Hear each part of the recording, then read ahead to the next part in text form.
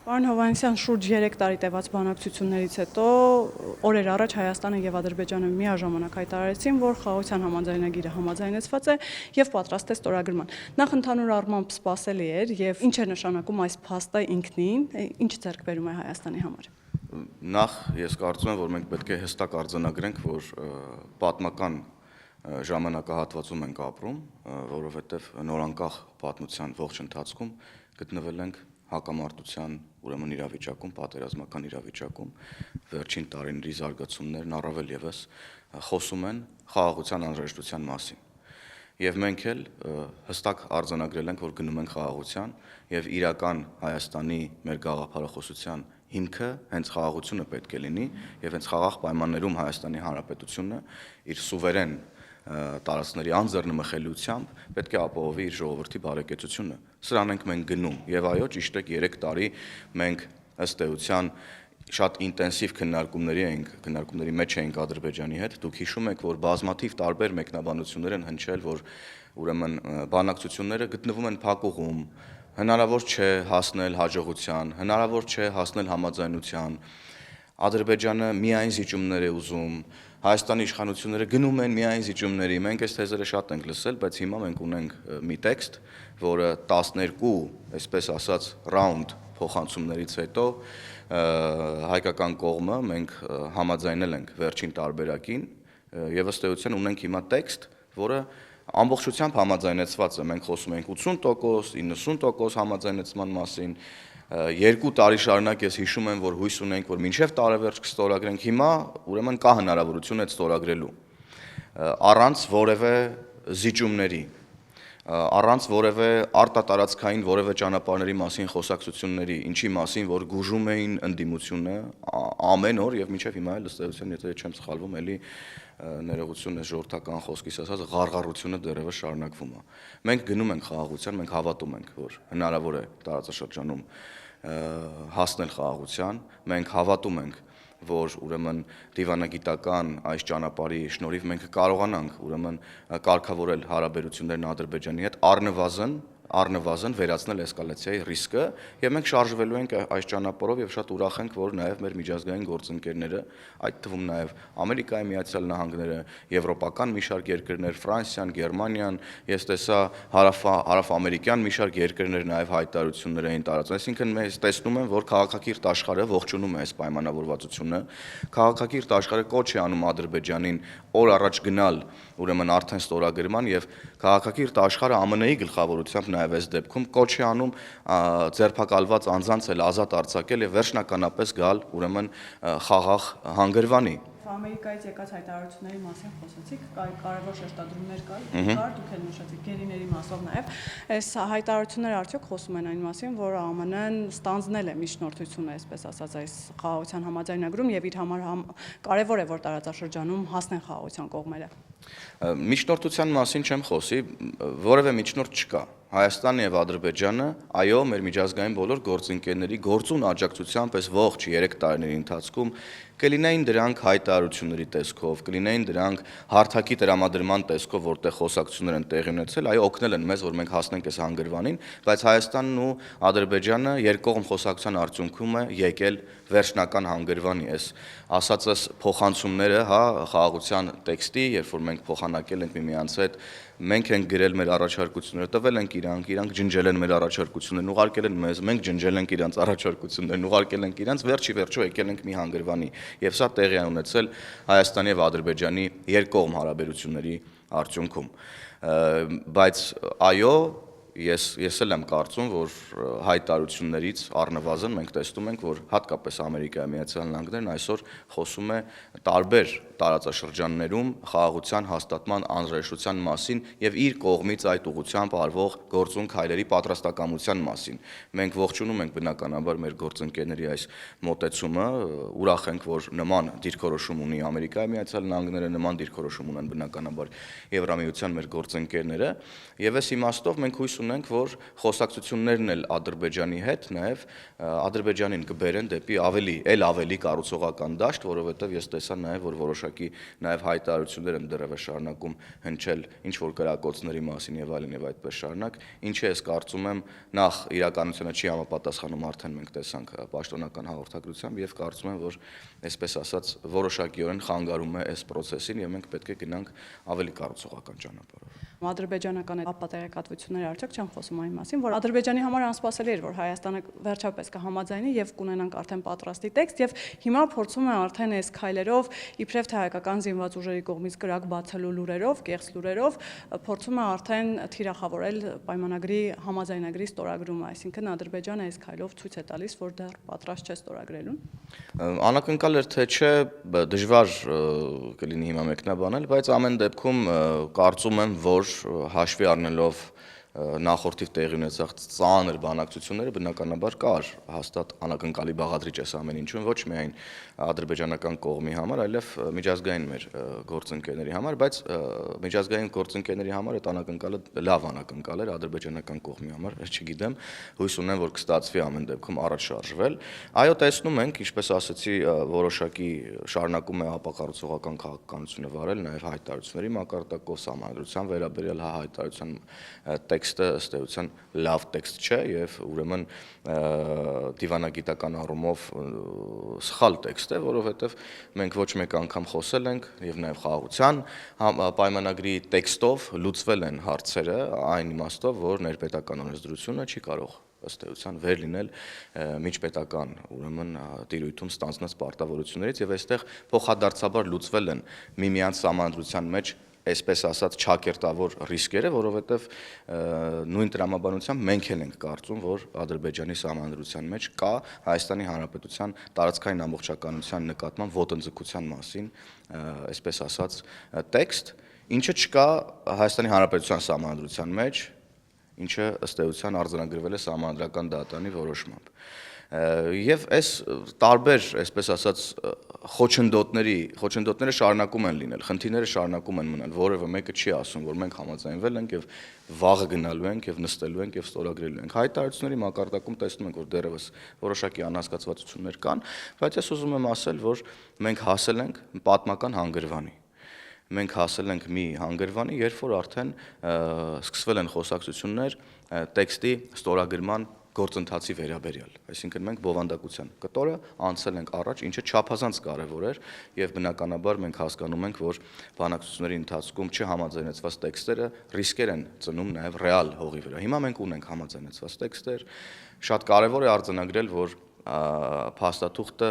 փոխադարձության մասին է, այսինքն չկա որևէ բան, որ ստանձնել ենք մենք եւ չի ստանձնել Ադրբեջանը, չկա որևէ բան, որ վերաբերելի է մեզ եւ վերաբերելի չէ Ադրբեջանին։ Եվ այստեղ փակվում են բոլոր հնարավոր խոսակցությունները զիջումների մասին։ Սա է այս պահի իրողությունը, մենք հիմա ուրեմն թե մեր միջազգային գործընկերների հետ, թե բնականաբար առաջին հերթին երկկողմ մեր խոսակցություններում փորձում ենք արդեն առաջ շարժվել փաստաթղթի ստորագրման հնարավորության, ժամկետների, դրա ձևի եւ այսպես ասած տեխնիկական ընթացակարգերի վերաբերյալ։ Պարոն Հովհաննիսյան, փաստաթղթի ստորագրումից խոսեցիք, շատ կարևոր է, որ ներսում էլ դեռ շարունակում են տարընկալումներ լինել, այսինքն քաղաքական որոշ շրջանակներ ասում են, որ այո, Հայաստանը հիմա հաջորդ քայլով պետք է հնարավորինս կարճ ժամկետում տարբեր ժամկետներ առաջարկի, վայրեր առաջարկի ստորագրության հասնելու համար եւ պետք է դրա համար բոլոր նախադրյալները ստեղծի, իսկ քաղաքական մեկ այլ շրջանակ, նաեւ այդ թվում խորհրդարանական ընդդիմությունը ասում է, որ սա խաբկանք է եւ Փաշինյանը փորձում է այս կերպ խաբել ժողովրդին։ Ադրբեջանը երբեք չի գնացել խաղաղության եւ չի գնալու եւ այդ փաստաթուղթը ստորագրելուց հետո էլ չի գնալու։ Այլընտրանքը ո՞րն է այս դեպքում եւ ինչ կարող է տալ խաղաղության պայմանագրի ստորագրումը Հայաստանին։ Խաղաղության պայմանագրի ստորագրումը Հայաստանին կարող է տալ խաղաղություն։ Այլընտրանք խաղաղությանը ես բնության մեջ չգիտեմ խաղաղության այլընտրանք, չգիտեմ ուղղակի։ Հա, խաղաղության այլընտրանքը, այսպես ասած, պատերազմն է, բայց բանական քաղաքակիրթ 21-րդ դարում ապրող մարդու համար խաղաղությունն այլընտրանքը չպետք է ունենա։ Եվ մենք հիմա խոսում ենք տարածաշրջանում խաղաղություն հաստատելու մասին, որին հասնում ենք 30 եւ ավել տարիներ, ուրեմն հակամարտության մեջ լինելով մի պետության հետ ում հետ կարողանում ենք երկկողմ խոսակցության արդյունքում գալ ինչ-որ պայմանավորվածությունների։ Ես կարծում եմ, սա արդեն իսկ քայլ է դեպի խաղաղություն, երբ որ երկկողմ մի պետության հետ, ում հետ դու ունես 30 եւ ավել տարի հակամարտություն, կարողանում ես պայմանավորվել փոխադարձաբար տարածքային ամբողջականությունները ճանաչելու վերաբերյալ։ Կարողանում ես պայմանավորվել, օրինակ, կարողանում ես մի շարք այլ հարցերի շուրջ պայմանավորվել, օրինակ, արտատարածքային ճանապարհի ոչ մի խոսակցության վերաբերյալ, ինչը ցավոք սրտի մեր երկրի ներսում դեռևս շարունակվում է, ուրեմն այդ թեզը հնչել։ Այսինքն մենք շատ մեծ եւ կարևոր քայլերով առաջ ենք շարժվել, հասել ենք մի հանգրվանի եւ հիմա պետք է, այո, շատ ճիշտ եք, նաեւ երկրի ներսում համերաշխություն եւ վստահություն այս գործընթացի նկատմամբ ապահովելով շարժվենք առաջ։ Ես վստահ եմ, որ երբ որ համապատասխան իրավական գործընթացները կանցնենք եւ հնարավոր կլինի արդեն հանրայնացնել եւ հրապարակային դարձնել տեքստը, այն թեզերը, որոնք հնչում են ընդդիմադիր շրջանակներից, արտաքին որոշակի ուժերի կողմից ներսում են էլի հնչում, այդ թեզերը այլևս կյանք չեն կարող ունենալ, որովհետև այդ թեզերն ինչի մասին են, էլի եմ կրկնում, թեզեր են, որ Հայաստանը գնացել է զիջումների այդ պայմանագրով, թեզեր միջանցք է տրամադրելու եւ այլն եւ այդպես շարունակ, բայց ըստ էության խաղաղության պայմանագրի տեքստում դրա հակառակի մասին է, որ Հայաստանի Հանրապետությունը պահպանելու է իր տարածքային ամբողջականությունը, սուվերենությունը, ինքնիշխանությունը,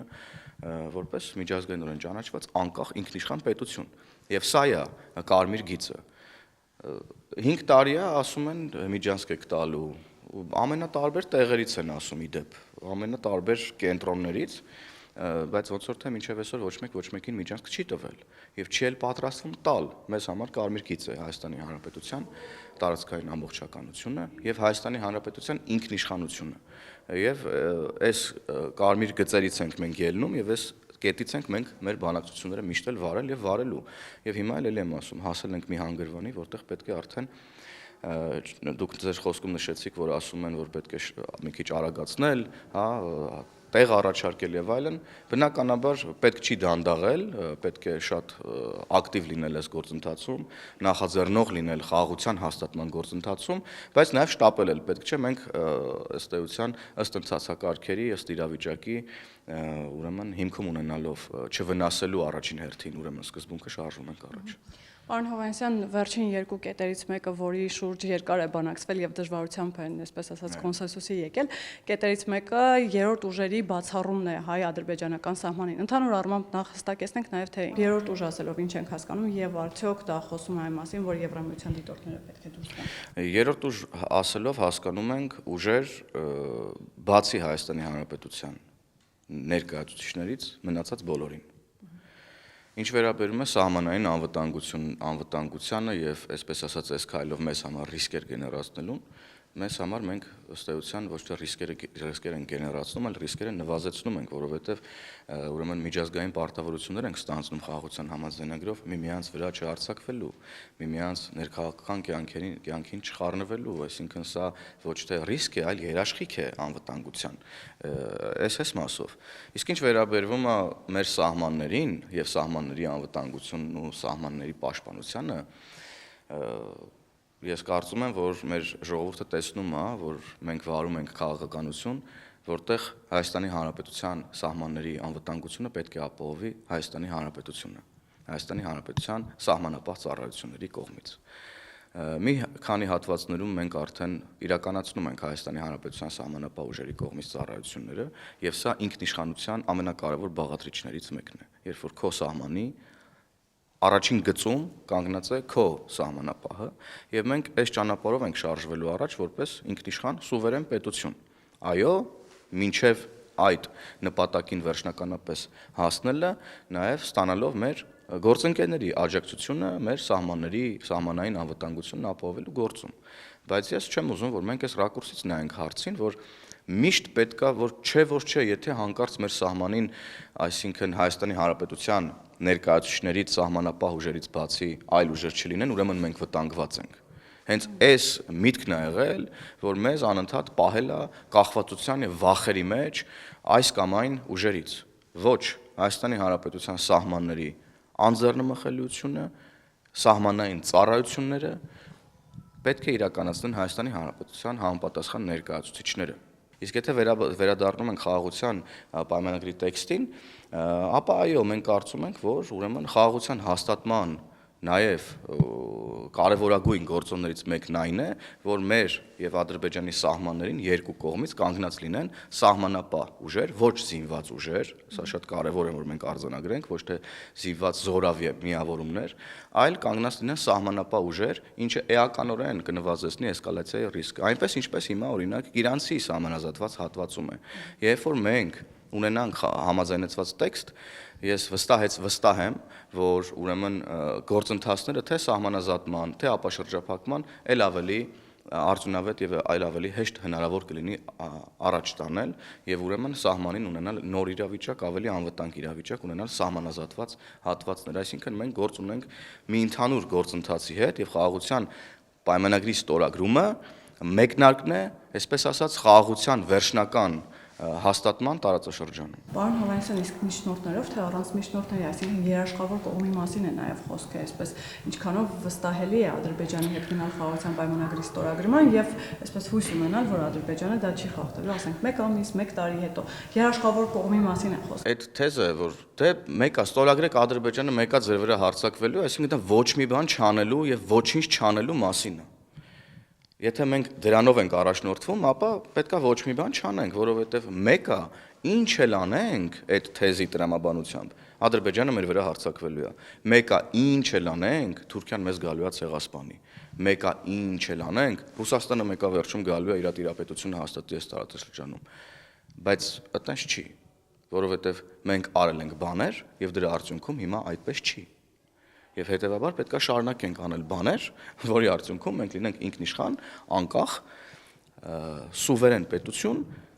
սեփական քաղաքականությունը վարող պետություն, ոչ թե սպասող, ոչ թե պրոքսի պետություն ինչ-որ մեկի, այլ սեփական քաղաքականությունը ուրեմն վարող պետություն։ Ինչ վերաբերում է երաշխիքներին եւ երաշխավորներին, այո, կան նման խոսակցություն, կան մարդիկ, որ ասում են պետք է, այսպես ասած, այդ պայմանագիրը ստորագրվի ինչ-որ մեկի խավորության ներքո իմ կարծիքը անձամբ այն է, որ ոչ կարող է դա լինել առանց երաշխավորի էլ, որովհետև պայմանագիրն ինքնին, որը միջազգային ուժ ունի, արդեն իսկ երաշխիք է։ Եվ ես կարծում եմ, որ միջնորդները միշտ մտնում են սենյակ իրենց նաև պահանջներով եւ իրենց ակնկալիքներով եւ հետեւաբար այստեղ երկկողմ չի դառնում այդ պայմանագիրը, երրակողմ է դառնում արդեն երրորդ կողմի որոշակի ցանկություններով եւ ակնկալիքներով։ Մենք պետք է կարծում եմ այս ռակուրսից նայենք հարցին, հաշվի առնելով մեր պատմական ընթացքը, թե ինչ է տեղի ունեցել, երբ որ սենյակում այլ ներկայացուցիչներ են եղել իրենց նաև ակնկալիքներով, մանավանդ այսօրվա աշխարհական զարգացումների ներքո։ Իսկ ինչ վերաբերվում է էլի այդ երաշխավորին, որ անդրադառնամ, ես ուզում եմ հիշեցնել, որ Ռուսաստանի Դաշնությունը Ուկրաինայի անվտանգության երաշխավորն էր։ Երաշխավորներ չէ, երաշխավորն է։ Ես ոնց որ թե այդ պայմանագիրը չի լուծարվել։ Հիմա բայց ինչ է տեղի ունենում, Ռուսաստանի Դաշնությունը օկուպացրել է Ուկրաինայի տարածքների մի մասը եւ ըստ էության պատերազմական իրավիճակ է տեղի ունենում։ Եվ հետեւաբար հարց։ Հիմա ինչ երաշխիք են ուզում եւ ինչ երաշխիք են պատկերացնում մարդիկ։ Մեր պատկերացրած երաշխիքը իրեն պաշտպանել կարողացող Հայաստանի Հանրապետությունն է, տնտեսապես զարգացած Հայաստանի Հանրապետությունն է եւ Ադրբեջանի հետ միջազգային իրավունքի ներքո խաղաղության պայմանագիր ստորագրած Հայաստանի Հանրապետությունն է, ով կկարողանա սեփական ուժերով, եթե պետք լինի պաշտպանվել եւ կկարողանա սեփական ուժերով վարել իր արտաքին քաղաքականությունը։ Սա է մեր պատկերացրած երաշխիքը Հայաստանի Հանրապետության։ Ուրիշ երաշխիք մենք չենք ման գալիս ոչ մի տեղ։ Չկա, որովհետև Հայաստանի Հանրապետության տարածքից դուրս երաշխիք, որը կապահովի Հայաստանի Հանրապետության անվտանգությունը։ Մենք ման ենք եկել այդ երաշխիքը Ռուսաստանում ժամանակին չենք գտել, Հապկում չենք գտել, Անգլիայում ենք ման եկել 1900-ականների սկզբում, ընդ որ հայտնի նավերի պատմությունը, լեռների եւ այլն, չեն եկել, այսինքն էլի չենք ապավինում երրորդ ուժին, ապավինում ենք ինքներս մեզ, մեր քաղաքացիների հետ պետք է անդադար խոսակցություն ունենանք այս թեմայի շուրջ հանրային համերաշխությունն ապահովելու առումով, խաղաղության օրակարգի նկատմամբ վստահություն պետք է լինի մեր քաղաքացիների մոտ, եւ մենք պետք է միասին այս ճանապարհով առաջ շարժվենք, որովհետեւ խաղաղությանն այլ ընտրանք չկա եւ չի էլ կարող լինել։ Եվ ես կարծում եմ, որ հիմա մենք մի քաղաքական ուժ ենք, որը որ ստանձնել է այս պարտականությունը, խաղաղություն բերելու Հայաստանի Հանրապետությունում։ Եվ մենք հույս ունենք, որ մեր մոտ դա կստացվի։ Որոշ քաղաքական ուժեր էլ ասում են, որ օրինակ դա Հայաստանի քաշային կարգի բանը չէ։ Իրենք են պնդում, որ միջնորդները այստեղ միանշանակ կան, եթե անգամ չեն երևում, որովհետև եկեք մեր քաշային կարգին նայենք։ Ինչ որ այլ ընդդիմադիր, այսպես ասած, ավելի ճիշտ Քոչարյանը մերձ եւ Սերժա մերձ ուժեր կան, որոնք ըստ էության շարունակում են տորպեդահարել եւ ամեն ինչ անել, որպեսզի տորպեդահարվի խաղաղության գործընթացը, սպասարկելով Հայաստանից դուրս գտնվող ուժերի շահեր, որովհետեւ խաղաղություն նշանակում է ուժեղ Հայաստանի Հանրապետություն, տնտեսապես հզոր Հայաստանի Հանրապետություն, որը այլևս իրենց ցանկալի կախվածություններից ազատված է լինելու։ Իրենց ցանկալի կախվածություններից ազատված Հայաստանն էլ ենթադրում է, որ իրենք երբեք Հայաստանում գուբերնատորներ չեն դառնալու։ Այսինքն դաշնակցություն, հանրապետականներ, իրանց հետ փոխկապակցված ինչ-որ խառը մարդիկ, սրանք բոլորը սենց մի ուրեմն զամբյուղի մարդիկ են, որոնք 30 եւ ավել տարի ամեն բան արել են, որ ուրեմն Հայաստանի Հանրապետությունը պահեն իրենց տիրապետության տակ, սպասարկեն արտաքին ուժերի ուրեմն շահերը։ Հիմա նույն բանն է տեղի ունենում։ Եվ այս հարվածները խաղաղության գործընթացի նկատմամբ տեղի ունենում հենց այս պատճառով։ Եվ այդ մարդկանցից ես այլընտրանք չեմ լսում։ Այդ մարդիկ մեկը առաջարկում էր բանով ոսկեպարով գնալ Ղարաբաղ, այն մյուսը չգիտեմ ինչեր է առաջարկում, այն մյուսներն առավոտի ծիրիկուն ասում են հեսա միջանցք են տալու, հեսա միջանցք են տալու, հեսա միջանցք են տալու, ես չգիտեմ։ Եվ հետեւաբար կարծում եմ, որ առհասարակ այդ մարդիկ պայքարում են խաղաղության դեմ եւ նրանց պետք է այս դիտանկյունից նայել։